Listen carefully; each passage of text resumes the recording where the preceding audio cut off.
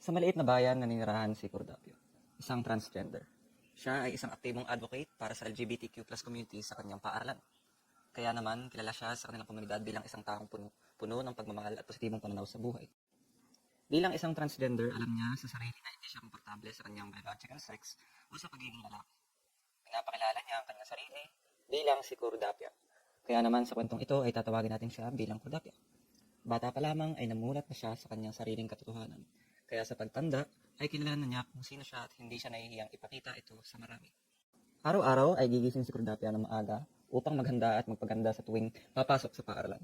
Magtatali ng kanyang maabang buhok at maglalagay ng kolorete sa kanyang mukha. Tanggap niya ang sarili at nang dahil dito naging madali para sa kanyang pamilya at mga kaibigan na tanggapin din siya.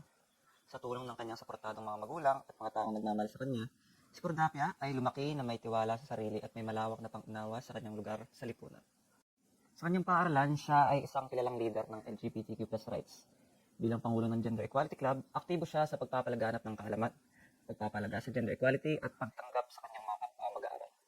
Sa pamamagitan ng kanyang mga advokasya, nagiging ligtas at magaan ang kapaligiran para sa mga LGBTQ plus community youth sa kanilang paaralan. Bukod dito, mahusay din siya sa lahat ng subjects. Sa kanya lumalapit ang mga klase kapag may pagkakataong nahihirapan sila sa topics at agad-agad walang paligoy-ligoy niyang tinutulungan ang mga ito. Madalas din siyang maging leader sa klase dahil open siya sa mga suggestions ng mga kagrupo. Bukod sa kanyang personal na pag-unlad, sinisiguro niya rin ang pag-unlad ng kapwa. Dahil sa kanyang pagiging positibong tao at kakayanang makisama, naging malapit siya sa mga puso ng mga guro, kapwa estudyante at pati na rin ng ibang staff ng kanilang paaralan. Nakabuo siya ng marami at positibong ugnayan sa mga tao sa paligid. Bawat araw ay nakakapagod, ngunit hindi niya ito batid dahil masaya siya sa kanyang ginagawa. Ngunit, hindi pa rin maiiwasan ang diskriminasyon sa mundong mapangusga. Tuwing umuwi siya sa kanila, may mga marites na punong-puno ng puot sa katawan.